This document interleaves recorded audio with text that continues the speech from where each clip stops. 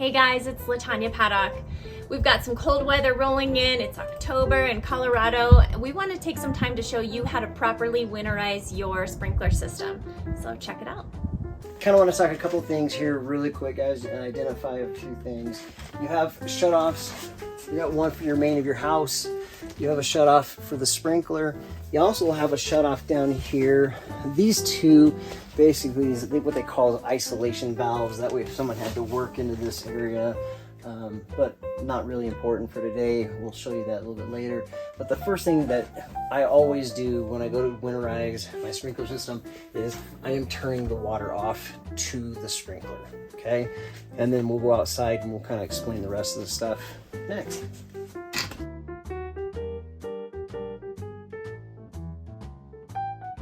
Some of the things that we're going to talk about is not just about our sprinklers, it's also about, you know, as it gets cold, things you want to worry about or actually look at. One of the things is your downspouts. Always want to make sure your downspouts are in the down position. That way the water's getting away from your foundation. So that'll be one thing you want to look at. The other thing is our hoses. See, I have it connected.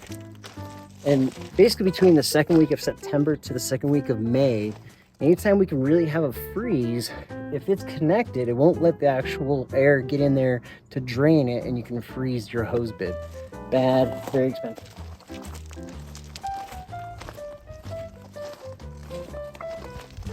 Alrighty.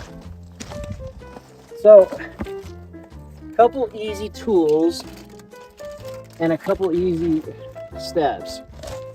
When we have a storm coming in like we have today and then or tomorrow over the next couple days, you can either winterize your sprinkler system completely, and we can blow that out and I can show you that, or there's a really simple, easy way of doing it just so you can get your water out of your system, and then maybe you'll turn your water back on, you know, maybe 3 or 4 days when we need some more water.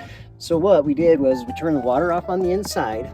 Now, what we're going to do is we're going to open up these valves here. And so anything that is perpendicular is off. When you turn them parallel, it's on. So if there was water in there, we would have water coming out. But since we turn it off on the inside, it's all good, right? There's a little petcock valve that you take out here as well. And that just lets the water that's coming from in here, from the inside of the house. There's one on the inside of the home that I'll show you as well. Now, if we were going to do the winterize for the sprinkler for the whole season, there's this cool little thing. It's just an irrigation valve, a blowout valve that you can go get at Home Depot. It screws in onto this neat little thing. That's where you see people putting on their, you know,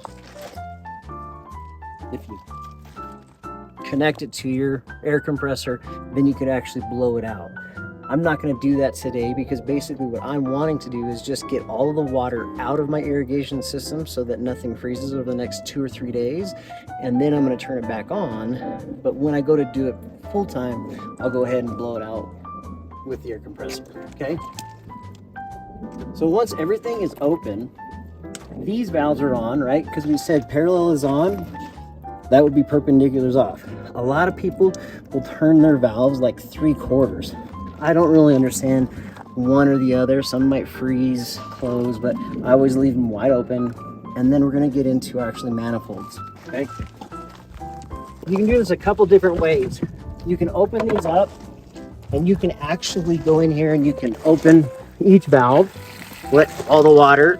You can turn these on like this, because that's basically just turning on your actual zone. Or the easiest way is you just use your sprinkler clock and run a system. Run each zone for 15 minutes or whatever.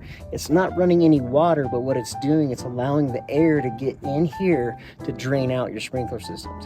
Because the thought process is our bell housing is up high, our lowest sprinkler heads are way down low. So by just opening these up, now you won't have any water in your sprinkler system. And that's how simple it is to go ahead and do that. We'll go on the inside and I'll show you one more step, okay?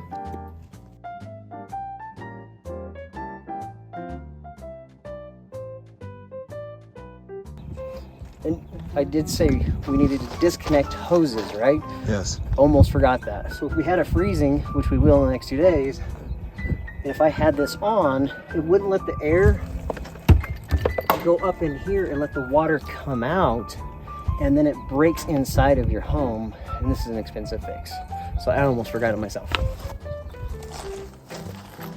And that's all you need to do for this kind of a storm. We're not going to have deep freezes. We're not going to have, anything that could cause huge problems. But when we go to winterize full time, that's when we'll go ahead and hook it up to our air compressor, and then we'll be done.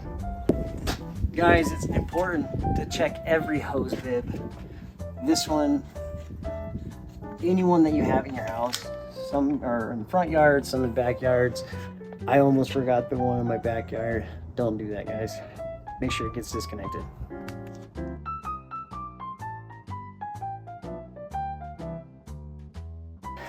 We talked about how we would winterize the sprinkler outside and taking the water from that point out. We have a section basically from, you can see the white where it's going outside the rim all the way to here, that we want to get the water out. Okay, so you can do a couple things. On this one, you could open up this seal cock. It's a pain in the butt because then I have to hold it up there and basically try to catch it in a bucket. And so what I have done is I close my house off. I can close off the main here, right? So now there's no water. So when I open this up, I'm not adding any water to the sprinkler system. What I'm allowing to do is any water that's up there, I can use this little silcock or this silcock, and I can put my bucket up here, and then I can just open it up. This little valve. And so I'm just taking the water from what's up at the rim to this valve. I don't really care about all the water in here. That'll fill right back up, but I want to make sure that I get all of the water. So I just wait until the water is done pouring, and then I know for sure. Anything that it would be hooked up past that valve, it's not going to freeze. Not a lot of water. And then we just go ahead and close it. Remember we said perpendicular is off and parallel is on.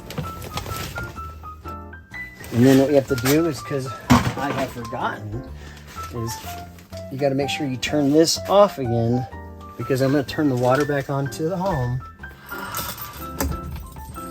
And now it filled this spot and to this. And then I want to make sure that the house has water. And that's how easy it is. Hopefully this helps. If you guys got questions, call.